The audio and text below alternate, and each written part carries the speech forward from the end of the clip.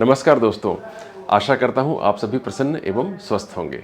आज हम एक ऐसी कंडीशन के बारे में चर्चा करने वाले हैं जिसमें सोडियम लेवल के कम होने के बाद जब उसे करेक्ट करते हैं तो कई बार की तेज़ी से करेक्शन की वजह से मरीज हमेशा के लिए पैरालाइज्ड हो जाता है, अपंग हो जाता है, बोलने में असमर्थ हो जाता है।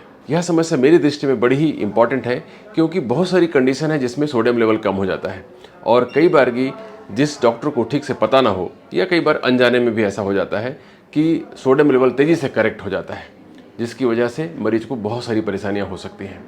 और सोडियम लेवल का कम होना काफ़ी कॉमन है हमारी क्लिनिकल प्रैक्टिस में। कई बार की उल्टी के बाद, दस्त के बाद और कई बार कुछ दवाइयों की वजह से, कई बार की किडनी की समस्या की वजह से, कई बार लीवर की समस्या की वजह से, अल्कोहल ज़्यादा लेने की वजह से सोडियम का लेवल कम हो जाता है। और सोडियम लेवल कम होने की वजह से चूँकि कुछ मरीजों में दौरा आ सकता है मिर्गी का, बेहोशी आ सकती है, कन्फ्यूजन हो सकता है, तो कई बार के डॉक्टर बहुत ही एंथुजियास्टिकली इसको करेक्ट करने की कोशिश करते हैं।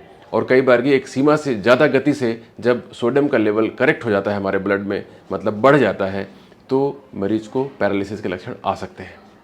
आखिर होता क्या है जिसकी वजह से पैरालिसिस के लक्षण आने लगते हैं? सोडियम के ओवर करेक्शन की वजह से या रैपिड करेक्शन की वजह से।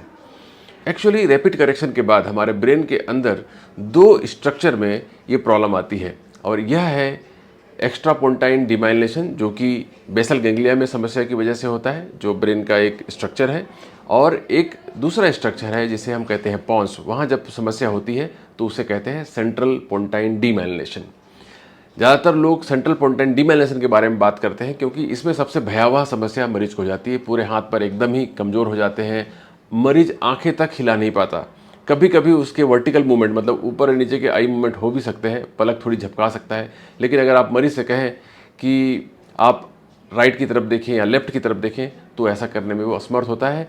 इवन अपने हाथ की उंगली तक नहीं हिला पाता है। इसलिए इसके बारे में चर्चा, इस कंडीशन के बारे में चर्चा ज़्यादातर की जाती है। लेकिन सोडियम के रैपिड करेक्शन की वजह से जो बेसल गैंग्लिया है, ऊपरी हिस्सा है ब्रेन का, वहाँ ज़्यादा समस्या होती है जिसे हम एक्स्ट्रापोंटाइन डिमाइलिनेशन कहते हैं। और वहाँ समस्या जब होती है तो मरीज को डिस्टोनिया होने लगता है।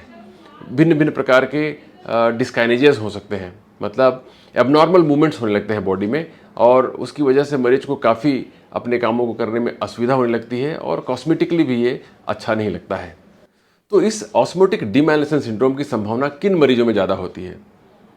ये उनमें ज़्यादा होती है जिन्हें कुपोषण की समस्या हो या माल न्यूट्रिशन हो, जो लीवर के डिजीज से परेशान हैं, जो अल्कोहलिक हैं, और कभी कभी ये कहा जाता है कि महिलाओं को पुरुष की तुलना में इसकी संभावना ज़्यादा होती है।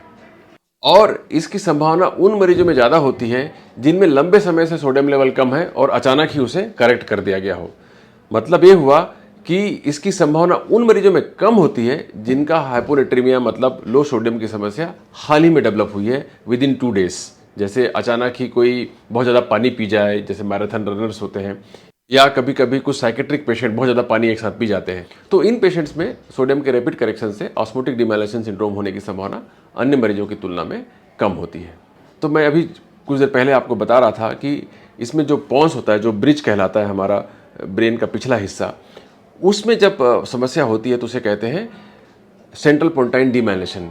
इस समस्या के बाद एक लॉक्ड इन नाम की समस्या हो जाती है कुछ मरीजों को, जिसमें कि मरीज बिल्कुल ऐसे हो जाता है जैसे उसका शरीर लॉक कर दिया गया हो।